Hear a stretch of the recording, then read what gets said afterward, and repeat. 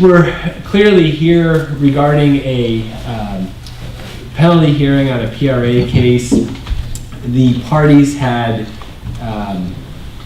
reached some agreement regarding a CR2A stipulation concerning the PRA penalty, specifically the number of records withheld and the number of days withheld, that there were 359 records withheld for a period of 60 days. Both Mr. Thomas and I'm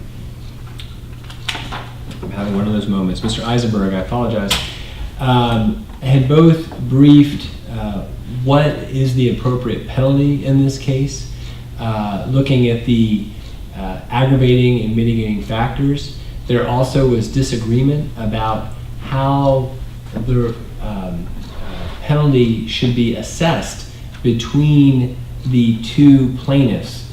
Mr. Thomas argues that Mr. Cortland and Mr. Green are entitled to their own separate penalties, and Mr. Eisenberg is taking the position that there should be one penalty split between the plaintiffs.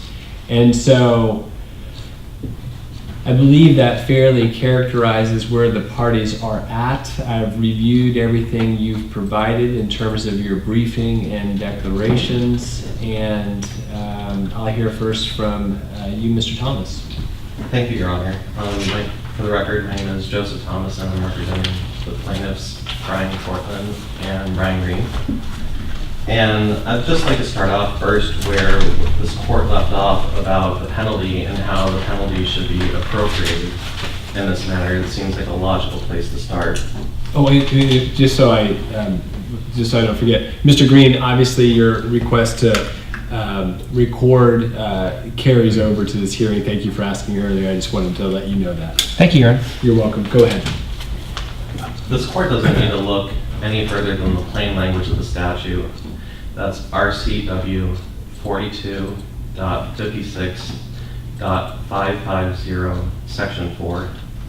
And that states, quote, any person who prevails against an agency, end quote, for the purposes of the right to inspect and copy records shall receive, quote, within the discretion of the court, an award to such person not to amount $100 for each day that he or she was denied the right to inspect and copy said record, end quote. And this court knows in Washington, the statutory analysis starts with the plain language of the statute. The plain language of the statute says any person, and it's a remedial statute because it provides a remedy for private citizens who have been wronged by the government. And as such, each man is entitled to a separate penalty under the law because each man had been wronged under the law and each man deserves their own separate penalty. So I think that's, I'll leave the rest up to the briefing about that. And then there seems to be some sort of disagreement about the Usupian analysis between plaintiffs and defendant Lewis County. Defendant Lewis County argues that there are principal factors in the Usupian analysis that are 1, agency bad faith, 2, economic loss to the party, the party requester, 3, the public importance of the issue requested, and 4, deterrence to promote future compliance. And I think plaintiffs think that Lewis County actually, they're relying upon West versus Thurston County, which is a Court of Appeals case from 2012. I think Lewis County actually read the case correctly, West versus Thurston County, but I think the Court of Appeals in West versus Thurston County misinterpreted the Usupian Court, the Washington State Supreme Court from 2010. The Usupian Court actually only mentions the word principle once in the entire opinion. And that comes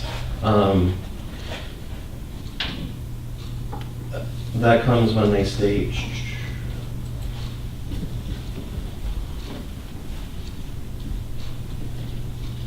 the word principle occurs, when it is identified as, quote, the principal factor, and that's bad faith. And that occurs at Yusufian versus the Office of Ron Sims from the Washington State Supreme Court at 2010 at page 744. And so when they refer to the word principal, if you look at the plain language of the court opinion, the word principal only applies to bad faith, and that's applied in other cases too. I believe that West versus Thurston County is a red herring in that matter, and interpreting the Yusufian analysis, even the Yusufian court says that bad faith should be the principal matter in deciding that. So I don't think any of the other factors should be principal factors or should be grouped in that matter. But let me continue on.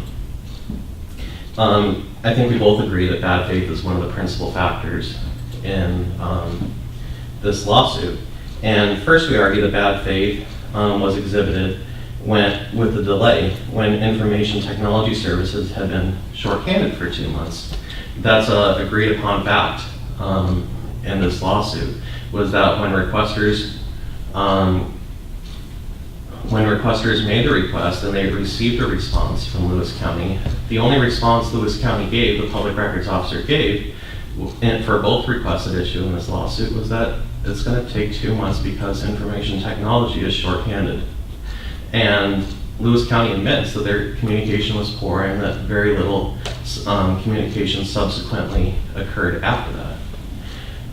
Lewis County hasn't attempted to explain why information technology was shorthanded or how information technology being shorthanded impacted the request production time in this case. Instead, Lewis County is just blaming the victim. Mr. Cortland and Mr. Green are the victim in this case. They didn't get the records that they requested. This court found a violation of the law. And they had to file a lawsuit to get those records. Exactly. And it wasn't even probable when they would get the records, so we had to file a lawsuit. And a week after we filed a lawsuit, they received the records. And so we pointed this out in our opening brief. And at least the plaintiff's hope was that Lewis County would respond to this. And there wasn't even a response in the response brief about why information technology had been shorthanded for 2 months. And this goes into other Yusufian factors other than bad faith. This goes into, I think, factor number 4, the agency's reasonable explanation for the delay. And Lewis County just says that there was a reasonable explanation, but they don't explain why information technology was shorthanded for 2 months and how that impacted it. Instead, they just blame the requesters, which is blaming the victim in this case, which isn't fair. They can mount a defense on that if they wanted to, and also explain why information technology had been shorthanded if somehow they believe that the requesters had impacted information technology and somehow had contributed to the shorthandedness or somehow tried to connect the theories together, but there is no attempt of that in the record, Your Honor. And so that's an example of bad faith, because they just assert some sort of red herring theory that they try to expect this court to believe without offering any evidence or proof, or even tying it back to what their public records officer said in the very beginning. So the second reason for bad faith is that the public records officer had these records in her possession for 50 days before, and it took the lawsuit being served in order for the documents to be produced. I wouldn't characterize that as anything other than bad faith for the public records officer who has a duty under RCW 42.56.080 to promptly produce the documents, to hold on to the documents for 50 days without either one, communicating with the requesters about why it's taking so long, or why there's a continued need for a delay, or two, producing the documents. She could have produced the 50 or so documents or however many documents, X number of documents that she had available at the time. And 50 days is agreed upon in aggravating factor number 1 is a delay in this instance. If this court looks at Lewis County's response brief. On page 9, Lewis County said Lewis County's response was delayed by 60 days. This is in accordance with the CR2A agreement, and this is in accordance with this court's ruling at the merits hearing that there was a delayed response in this hearing, in this case. So not only was there a delayed response, but during this delay, the public records officer didn't even bother to explain about information technology being shorthanded or produce those documents. And then thirdly, that Lewis County acted in bad faith by only producing these documents after the lawsuit started. And so I'm not going to go over all the aggravating and mitigating factors. I just want to touch on a few of the ones. What's the relief that you're requesting? What is the penalty that you're requesting? We're not requesting an exact amount. We're going to leave it up to this court's discretion. But we're requesting a penalty at the higher end of the spectrum because just the amount of Yusufian factors or aggravating factors present, the bad faith that was present, and we're asking for an for a per day penalty at the higher end of the spectrum. First of all, Lewis County should have foreseen the importance of this issue. That's a Yusufian factor as an aggravating factor. The foreseeability of the issue as of public importance. This is an issue of public importance.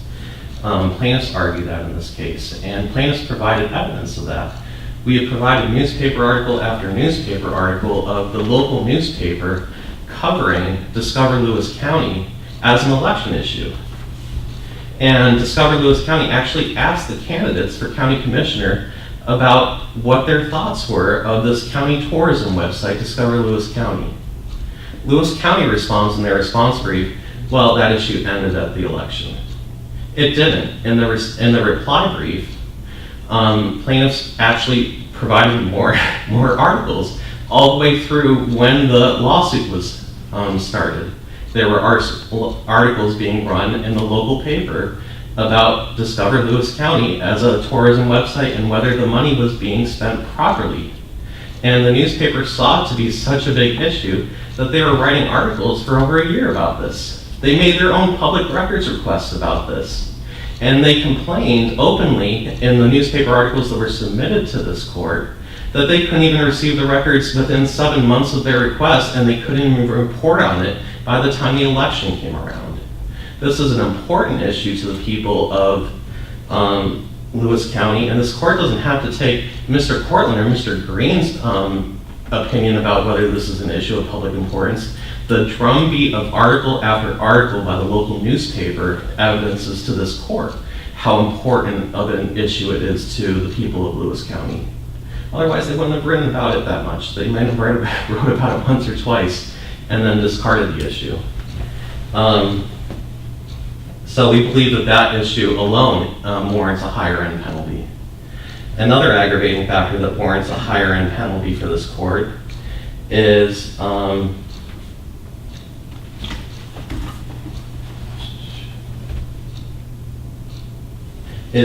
deterrence. This court needs to deter Lewis County. Deterrence is one of the aggravating factors in the Yusufian analysis. And in the opening merits brief, or in the opening penalty brief, plaintiffs argue this will be the 5th time that Lewis County has been found in violation of the Public Records Act itself in the last 2 years. That doesn't even count Open Public Meetings Act violations that have been found. They've been found to be in violation of. This is just Public Records Act violations for the last 2 years.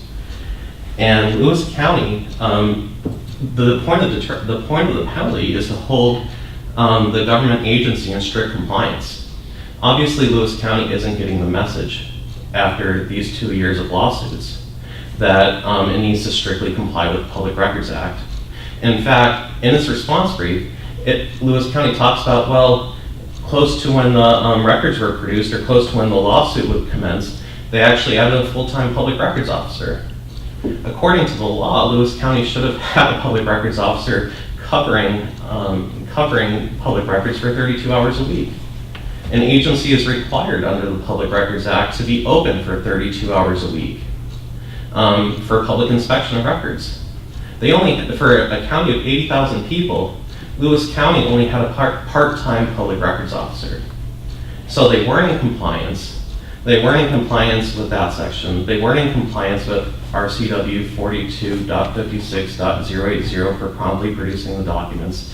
They weren't in compliance with RCW 42.56.520 for promptly producing the documents. And they aren't in, I think the brief actually talks about other parts of the Public Records Act that they aren't in compliance with. But there isn't strict compliance. And this court knows that. This court has another case in front of it where Lewis County is not in strict compliance. And the amount of compliance we may disagree with, but it's been demonstrated time and time again that Lewis County is not in strict compliance. And so deterrence is another factor that this court should use in order to weigh heavily upon a higher end penalty for Lewis County. And then, as I stated before, kind of touching on this again, and I'll just do this briefly, Lewis County hasn't stated its reason for non-compliance. The stated reason given to requesters was that information technology was shorthanded for 2 months. But the record is silent about the explanation for why information technology was shorthanded. Did they have a sudden influx of work that prevented them from working on Public Records Act requests? Did they have an employee who left early and so they were shorthanded because they didn't have enough personnel to handle the basic administrative functions of the office? But regardless of the explanation, and the explanation really doesn't matter right now, what matters is that plaintiffs raised this argument in the opening brief. This is a Yusufian factor, and Lewis County did not address this substantively in their response brief. And so this should also weigh heavily because Lewis County didn't even bother to explain why information technology was shorthanded for 2 months, which was the only explanation that requesters received during the request period. This isn't a Yusufian factor, but there are numerous conclusory arguments that must be disregarded by this court. Washington courts have held that non-moving parties, however, may not rely upon speculation, argumentative assertions, or conclusory statements. That's in plaintiff's reply penalty brief at page 9. Lewis County states and just lists in the aggravating factors, for instance, number 4, the explanation for non-compliance was reasonable at page 9 of Lewis County's response brief. Additionally, aggravating factor number 5, on page 10 of Lewis County's response brief, they state that they acted in good faith. That's it. There's no explanation, there's no facts or evidence, there's no case law. Number 6, Lewis County acted honestly. Again, that's the only statement. There's no facts, there's no case law, there's no analysis whatsoever. It's one sentence for each of these, and they're conclusory statements. They do say that plaintiffs have not proffered no economic loss, and that's true because plaintiffs, that's the only Yusufian factor that plaintiffs did not argue in their opening brief. So I don't think Lewis County should be credited with pointing that out. But Lewis County still has a lot of explaining to do. They're trying to duck responsibility and shirk responsibility by blaming plaintiffs, and that's not appropriate. Lewis County needs to take responsibility and accept what happened and explain to this court why it happened and make sure that it doesn't happen again. That's what we're here for. That's what the penalty is about, and that's what the intent of the penalty has been construed by Washington courts repeatedly. Thank you. Thank you, Mr. Thomas. Mr. Eisenberg? Thank you. I apologize, I had a cough drop in my mouth. You're quite all right. So, I guess I too will start at the end and work backwards, which is the question about each of the different requesters and how that factors in. So the parties have stipulated, and Lewis County does not wish to weasel out of it in any fact, that each of the men is entitled to a separate penalty in this case as the way the stipulation runs. The question is, what amount should each man get? And when determining that, the court would look to the Yusufian factors. And so Lewis County's argument is, in a case in which the two different requesters jointly submit an anonymous request that does not indicate on the face of the request that there's more than one of them, when you apply the Yusufian analysis to that setup, to those facts, it doesn't merit an additional amount of penalty because there's two men. And the reason being, as I articulated in the brief, because, for example, the presence of multiple requesters might specifically touch on certain Yusufian factors. The two different requesters might have different economic losses, for example. Or the fact that there were multiple people, let's say instead of 2 people, there were 100 people who announced when they made the request, we're making this request together, all 100 of us, because we care so much. This is such an issue of public importance. That would clearly show an important public issue. And so if an agency failed in such a request, the public importance of that would perhaps militate in favor of a greater penalty because of the number of requesters. Also, bad faith. If 100 people all together say, we 100 citizens think this is important, and the agency were to blow that request off in some way demonstrating bad faith, the nature of the bad faith would be heightened because it would reflect a disregard for many people's rights. So there are certain ways in which when you apply the Yusufian factors to figure out what the penalty should be for multiple requesters, that the fact that there was a multiplicity of requesters would be relevant.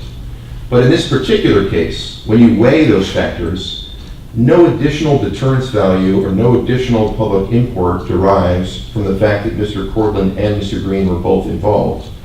Partially because they did it jointly and anonymously in such a way as to not reveal that there were more than one of them. And partially because I think the difference between one person and 2 persons is not as great as the difference between 1 person and 100 persons. And finally, because they have articulated no economic loss or other damage or problem that was unique to each of them. So just on the facts of this case, and as the Yusufian analysis rolls out, it doesn't make sense in this case to be thinking, I should come up with the penalty that I think is appropriate under the Yusufian factors, and then I should double it. Because then that would be doubly deterring that which Your Honor thinks is necessary. So that's the nature of the argument. It's not that each man in this case doesn't get an award. They do, we've stipulated to that. But that when you apply those Yusufian analyses to this case, it doesn't merit a doubling of the award. It merits an award that's then split between the requesters. So let's talk about the legal standard very briefly. I think the Yusufian case, which the parties agree is controlling, regardless of how you figure out how West's analysis plays in, it recites all of these factors. It makes clear that they're not exclusive. It makes clear that they might apply differently and with different weights in any case. All of this, I think, goes to show that Your Honor has an enormous amount of discretion when applying those factors. And the weight that you give to each one is for you to decide as appropriate on the case. In this case, those factors are kind of overlapping and duplicative in many ways, as they are in many cases.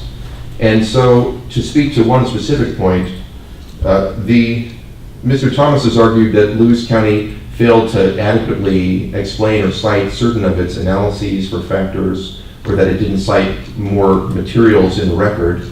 And that's because we were trying to avoid duplication. The record before you consists of the under oath affidavits that were submitted at the merits briefing, in which the 2 public records officers describe what they did and why. And then I explained those at length when discussing what I dubbed the principal factors. And when those were literally the same wording as the later Yusufian factors, I didn't rewrite the whole thing. I hope that Your Honor will connect the dots. So, let's talk about good and bad faith. Repeatedly, the plaintiffs have attempted to limit Your Honor's consideration to the explanation that the public records officers gave to his clients at the time, which was very sparse. And Lewis County admits that, and the public records officer involved admitted that that was poor communication. So certainly that is the substance of the violation. The time delay without communication is the crux of the violation that Your Honor found, and Lewis County should pay an appropriate penalty for that violation. But the question of whether that's aggravated by bad faith or dishonesty is not just whether it occurred, but how it occurred.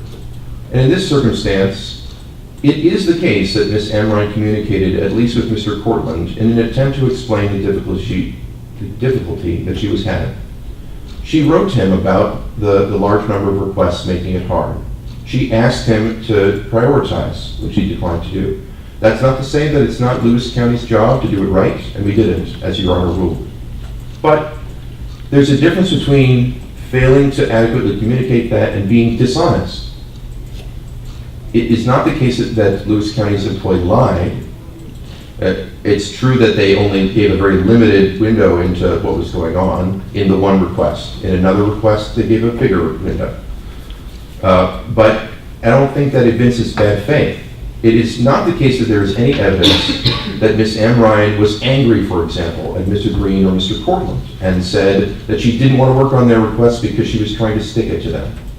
Or that she was cognizant of the fact that the information would be damaging, for example, to Lewis County and try to hold off letting it out for those reasons. There's no evidence of that. There's no evidence, for example, of a county commissioner instructing her to slow roll this one because of it being politically damaging. That's the sort of stuff that bad faith attaches to. Here, we're not talking about intentional noncompliance. We're talking about unintentional noncompliance through being sort of buried, and the lack of diligence that might arise when your public records officer makes a mistake, that she decides that it's better to try to work on some requests instead of just communicate extensions all the time. Bad decision, granted. One for which a penalty is warranted, but not and one aggravated by bad faith, again. With regard to what Lewis County has explained or not explained, it has tried to explain at length in the public records officer's declarations the facts as they found them when they were working on the multiplicity of requests, and how that was troublesome for them, that they wanted to get them done and they tried, but that there just was a lot of them and they needed more time. That's something that should have been communicated, but it's also, I mean, that is the explanation that Lewis County has to offer as to why the noncompliance occurred. It's substantiated by not just the fact that the two public records officers say that they wanted to work on these requests, but the documentary evidence attached to Ms. Amrine's declaration, in which it shows that she really was working on these men's requests a lot, that she was trying to work for them. And that's related to her helpfulness. She was not as helpful as the PRA requires because she did not communicate. She was not as helpful as they wished because she did not communicate. But she was trying to get them the records, and there's no evidence that that Lewis County was flaunting its duties, merely that it failed to follow them. That's different. It's different in kind, and it merits a smaller penalty.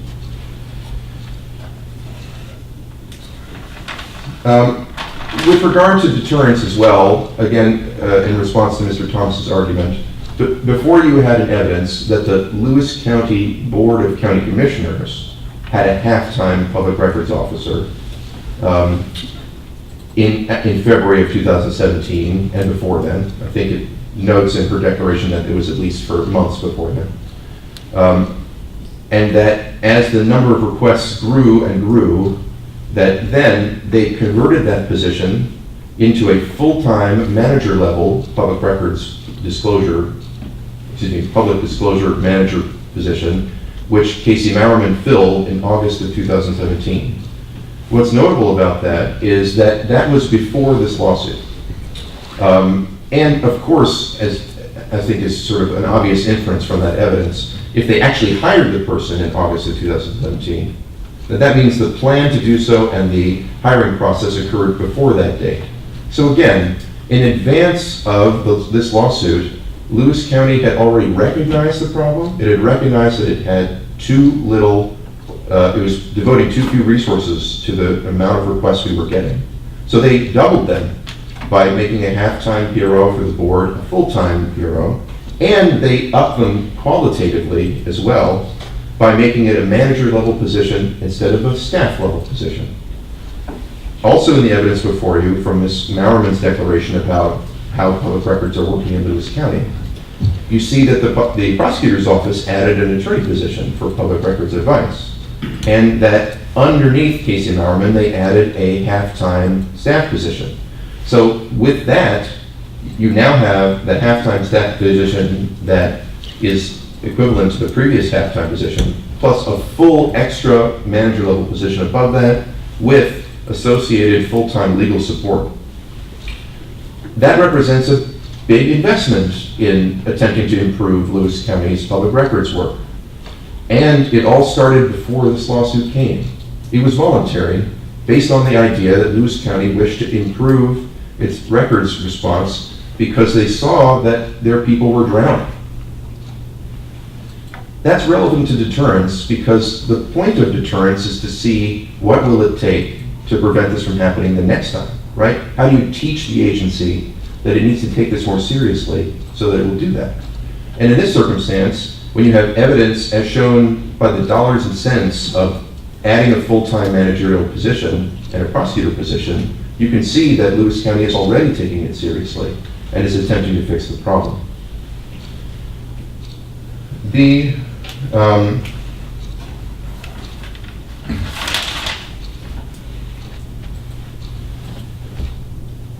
One thing that's not very well reflected in my brief, because it appears in the reply, is there's a question as to what training the Lewis County records officers have. And I just wish to point out that Mr. Cortland and Mr. Green's complaint alleged that they were trained. So that was not a dispute, hence the lack of more evidence on that point.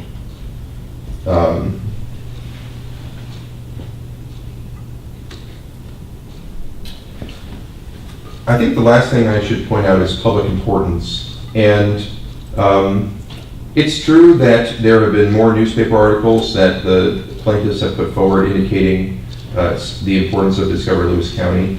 One of them I think Your Honor should discount because it's actually an article about the freeholders process in Lewis County, which is not really the same thing.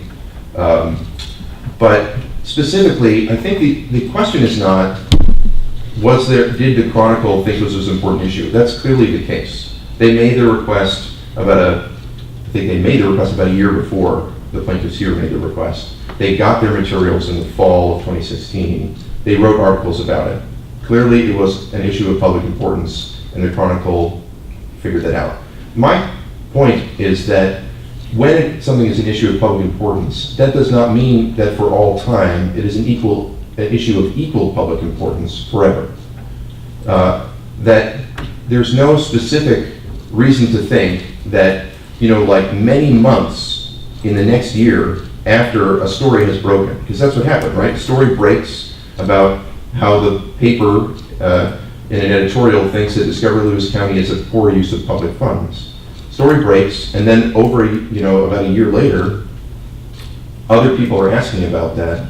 It isn't clear, half a year later, that these particular individuals represent a continuing, public push or raising of public consciousness about the issue. The issue is less of public importance at the time of this request than when the story broke. I guess to give you an example of why I think that's true, there was quite a press brouhaha, by analogy, when there were requests to the legislature, and then there was a case about whether the Public Records Act applies to the legislature. There was press coverage. It was a very tightly covered case. And then there was another press brouhaha very shortly thereafter. Press what? Brouhaha. I apologize for the colloquialism. It's all right. I got it the first time. I couldn't understand what you said. That time I didn't understand. Sorry. So there was quite a lot of coverage about the legislature's attempt to pass a law that would undo that court ruling. That was about 6 months ago, similar to the amount of time between the election and the request in this case. If someone were to do public records requests today about the legislature's attempt to pass that bill and override that court decision, those records would be of less public interest than they were at the time the story was breaking, because that information is already out there. People have already heard about it, digested it some. It still may be worthy of public discussion. It may be a point of interest that would make particular people want to investigate more, but it doesn't have that same kind of obvious and clear public interest to it that it did at the time the story was breaking, because much of that information is already known and out. Similarly here, there was a public records request from the paper. They made an issue of it, and it became clear in November of 2018 that it was an election issue, and probably before that. But that information was already out there and known. And so then when many months later, in May of 2017, this request comes in, it's not immediately obvious that people other than Mr. Cortland or Mr. Green would think it's really important right now for this request to be fulfilled as soon as possible. And nothing about the way the request came in would disabuse Lewis County of that understanding, because it was coupled with many, many other requests. And when Ms. Amrine asked if he thought any were more important to prioritize them, Mr. Cortland declined to do so.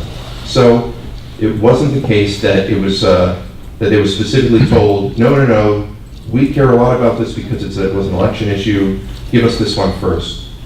Again, none of this is meant to take away from the fact that Lewis County violated the PRA and it deserves to pay the appropriate penalty. I just think that when applying those factors, the court should consider the real facts on the ground, and whether, when the story is stale, because this is what it was at that point, whether it's still of the same importance when it was fresh and breaking, which it was not when this request was made. The last thing I'd like to touch on, and I'll try to wrap up because I've talked for a long time, is the idea that Lewis County is blaming the victims here.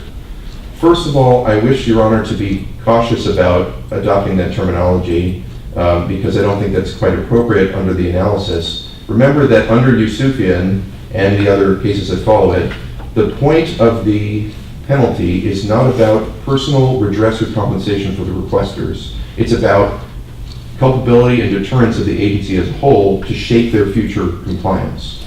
And discussing factors that were relevant to the agency's non-compliance, such as a lot of requests coming in from the same people in a relatively short period of time, is not an attempt to blame them for anything. As I point out in my brief, the PRA does not limit their ability to make as many requests as they want. So that I'm not saying that they did anything wrong. But the fact that they made many requests was relevant. It's a fact on the ground that contributed to the non-compliance. That's unusual as compared with some other cases. And as Your Honor knows from my merits argument, in some cases the number of requests, even the number of requests from the same requester, was relevant to whether a delay counted as a denial. So there is this idea that when you have many requests from one requester, or many requests at all, that can contribute to a delay. So again, I'm not alleging that the requesters here somehow did something wrong by making their requests. I'm only indicating that the number of their requests makes it more understandable why there was a delay here. And it makes it more understandable why that delay was not a product of bad faith, but rather it was a product of inability to get the work done because the amount of work was increasing, and that just made it harder. Thank you. Thank you. Mr. Thomas, I'll give you a brief rebuttal. Would a few minutes be acceptable? Yeah, 3 minutes. That's fine with Go you. ahead. Just real quick. So Mr. Eisenberg starts out by talking about 2 requesters. That was my first issue as well. There's no mention of statutory analysis. There's no mention of the intent of the statute. There's no mention of RCW 42.56.550 section 4. That says any person. This court is bound by the plain language. Mr. Eisenberg comes up and argues, well, they didn't have notice that it was more than one person. The request was signed anonymous. Mr. Eisenberg doesn't try to construe anonymous as one person. He doesn't say how the request was signed could be construed as one person. I don't know how anonymous can be construed as anything. It's not known by definition. So I think this court is bound by the plain language of the statute, and that there should be 2 separate equal penalties in this case given for each man, because this is a remedial statute. Second of all, he talks about, Mr. Eisenberg talks about the amount of records. He talks about that Mr. Cortland was given notice that the amount of records that there was a lot of records and it was affecting Lewis County's ability to produce documents. That was for another request. That actually isn't an issue in this lawsuit. If this court looks carefully at that argument and that declaration, it identifies a request not at issue in this lawsuit.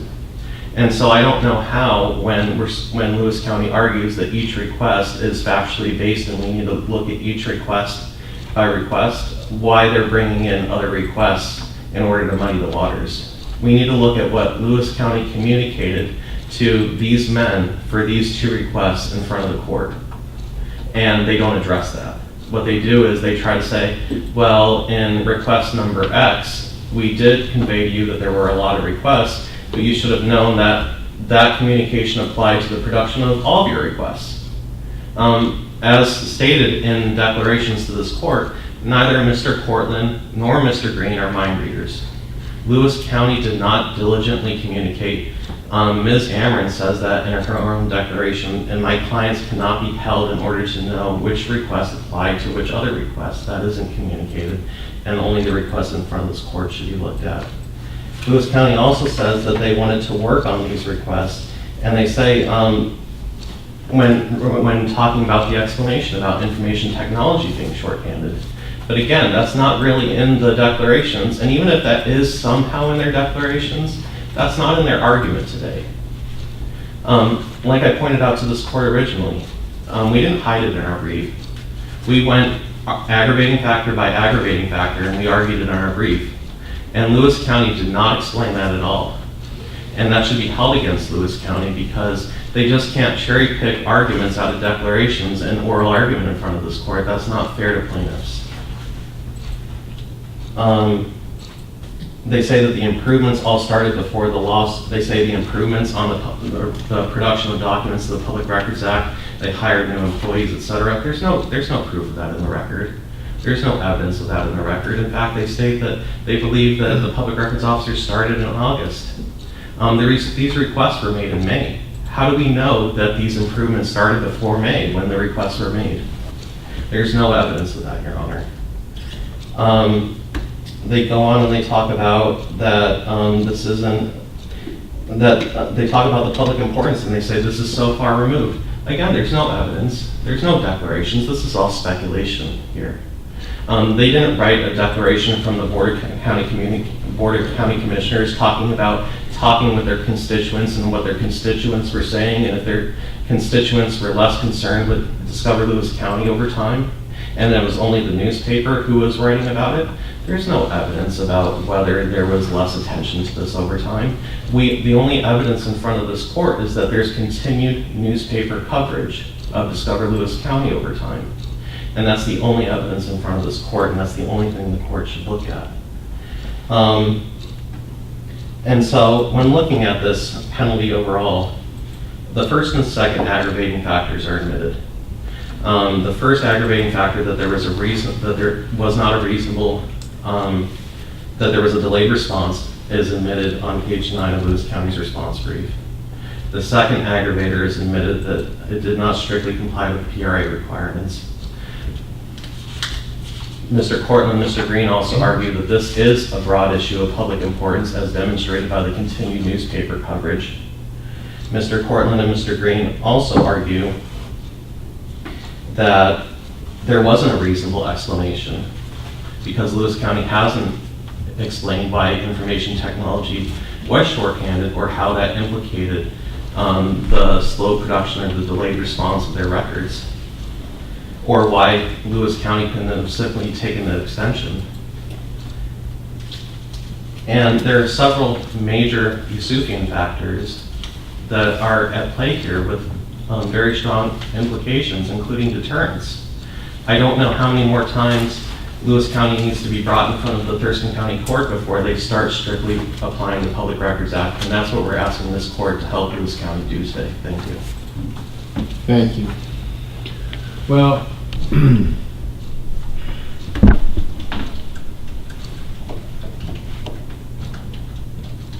let's start with some statements about the Public Records Act. The Public Records Act is an extremely important act that is a law that is very important to our citizenry. It's important that citizens be able to find out what their government is doing. And the government has clear obligations under that statute. Both Mr. Thomas and Mr. Eisenberg agree with those statements. But in this case, Lewis County has had difficulties with their compliance with the Public Records Act, which is why the court found the violation that it did, and there was an order to that effect. The issue today is what penalty is appropriate to impose on Lewis County. Mr. Thomas, while not stating a requested amount, has asked that a high-end penalty be assessed, stating that the Yusufian aggravating factors that he's identified in briefing and oral argument point to such a result, along with the fact that Lewis County has had other violations found, and to plaintiff's position that this has not brought about a change in how Lewis County addresses the Public Record Act cases, and a penalty is needed to make sure that Lewis County understands the requirements of that act. Mr. Eisenberg states that Lewis County has heard that message loud and clear, that Lewis County has hired more people, has put more resources to how they handle public record requests, and asked for a low penalty of 25 cents a day per record per day. Lewis County also, in oral argument and in their briefing, went through the Yusufian factors, which for the people in court that may or may not be aware, there are a series of aggravating factors that our Supreme Court has identified as being one, a delayed response by the agency, especially in circumstances making time of the essence. 2, lack of strict compliance by the agency with all the Public Records Act procedural requirements and exceptions. 3, lack of proper training and supervision of the agency's personnel. 4, unreasonableness of any explanation for non-compliance by the agency. 5, negligent, reckless, wanton, bad faith, or intentional non-compliance with the PRA by the agency. 6, agency dishonesty. 7, the public importance of the issue to which the request is related, where the importance was foreseeable to the agency. 8, any actual personal economic loss to the requester resulting from the agency's misconduct. And 9, a penalty amount necessary to deter future misconduct by the agency, considering the size of the agency and the facts of the case. Our Supreme Court, in that same decision, which was a 2010 decision, cited certain mitigating factors that could reduce a penalty. Those were 1, lack of clarity in the PRA request. 2, the agency's prompt response or legitimate follow-up inquiry for clarification. 3, the agency's good faith, honest, timely, and strict compliance with all Public Records Act procedural requirements and exceptions. 4, proper training and supervision of the agency's personnel. 5, the reasonableness of any explanation for non-compliance by the agency. 6, the helpfulness of the agency to the requester. And 7, the existence of agency systems to track and retrieve public records. The court is allowed to look at other factors as well. The court can look into the unique circumstances of each case that come before it. And there are some unique factors in this particular case. And I think Mr. Eisenberg is correct that the record that Lewis County put forth for the merits hearing details some of those, and I'm referring to Ms. Merriman's and Ms. Amrine's declarations that detail specifically Ms. Merriman on page 2 of her declaration. That would be paragraph 6, talks about that there had been a series of public record requests from Mr. Cortland, that she indicated the series started with about 30 requests per month, mostly to the Lewis County Prosecuting Attorney's Office. In February of 2017, he increased this practice. By the end of that month, he had submitted about 230 requests in total to all Lewis County agencies, and that this series of requests through August 1, at which time Lewis County agencies had received a total of around 585 requests from him in a 9-month period. Now, Mr. Thomas has strenuously objected that this isn't something that's relevant to this particular request, and the court disagrees. The court thinks it does become an issue, not to the violation, and the court found the violation, but it does come in terms of what penalty is appropriate in this particular case for the violation that the court found. The court has to look at all the circumstances alleged by the plaintiffs, as well as all the circumstances alleged by Lewis County. And when the court goes through and has thought about each of the factors identified by our Supreme Court in Yusufian, both aggravating and mitigating, and looks at all of the circumstances in this particular case, I am satisfied that Lewis County's request of 25 cents a day per record is an appropriate penalty. Obviously, there will be a subsequent, and Mr. Thomas wrote about this, and he's exactly correct, there will be a separate request for attorney's fees and costs that will be dealt with at a separate hearing. But in terms of the penalty and the purpose of what a penalty is for, the court is satisfied that Lewis County has acknowledged that there are problems with how they have responded to the increase they have had in public records requests, and that they have taken action to address that issue. Also, looking at the nature of this violation in view of the unique set of facts and circumstances in this case, this, to the court's mind, is a penalty that is fair and appropriate. I'm adopting the other rationales that Lewis County put forth because I think they are fair and appropriate.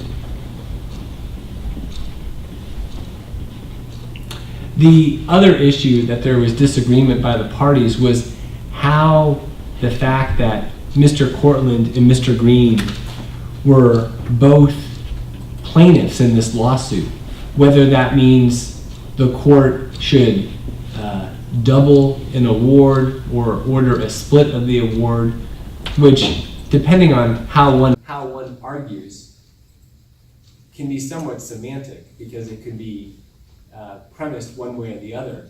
But what the court did in that regard was look back to the original complaint for violation of the Public Records Act that was filed in this case September 27, 2017. In reading through that complaint, it is clear to this court that that complaint was alleged that Mr. Cortland and Mr. Green, working together and in concert, were filing this lawsuit. To the court's mind, there is one penalty that should be split between both of them. There's nothing distinguishing one from the other in the context of this lawsuit. And so again, for the reasons put forth by Lewis County, I believe it is correct that there's one per diem award, which I ordered, and that will be split between Mr. Cortland and Mr. Green. And I would sign an order consistent with those rulings. Your Honor, can I clarify real quick? What is this court finding in regards to the issue of public importance?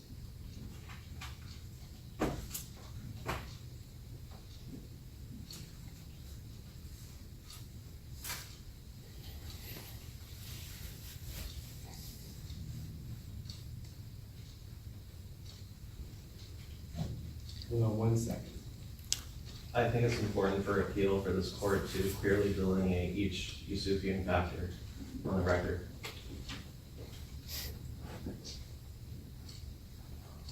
Well, the court is not going to do that in that way. The court has adopted the rationale of Lewis County regarding the Yusufian factors, and I've elaborated that I went through each of those factors as I analyzed both of your arguments. And going through that and taking into account the additional unique facts in this case is how I arrived at the ruling that I made. And so that would encapsulate that. Mr. Eisenberg, do you have any questions? I do not prepare an order that captures that, but I will do so. Very well, thank you. And thank you all for your patience, understanding that when I went back over the lunch hour and I was reviewing some of our prior hearings, Mr. Eisenberg, Mr. Thomas, I know that in the past, you both have had to start arguments before lunch and continue after lunch. So I know that's the nature of being an attorney. I was in that boat as well when I was an attorney, but I do appreciate both of your levels of patience and willingness to come back and have the matters addressed. So thank you. Thank you. Thank you. You're welcome.